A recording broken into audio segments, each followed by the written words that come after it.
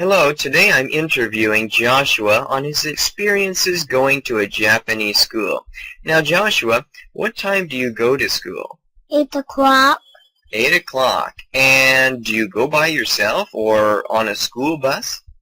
No, I have a group that goes with me. So you go with a group. Uh-huh. Now, what kinds of things do you take to school?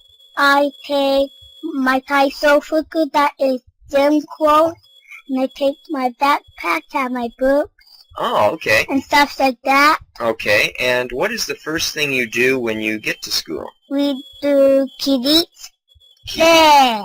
Kirits and de. Now, what are those? It means stand up, Okay. bow. Stand up and bow. Uh-huh. Okay, and what do you study at school? We study kokugo, that is writing and reading and stuff like that. Okay, And Sansu does math okay, and Yipsy. We do gym too. okay. And where do you eat lunch? Do you have a lunchroom or cafeteria?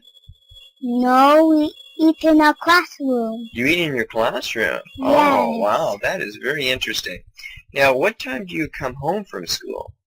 We come home sometimes at 3 and sometimes at 2. Okay, well, thank you very much, Joshua. You're welcome.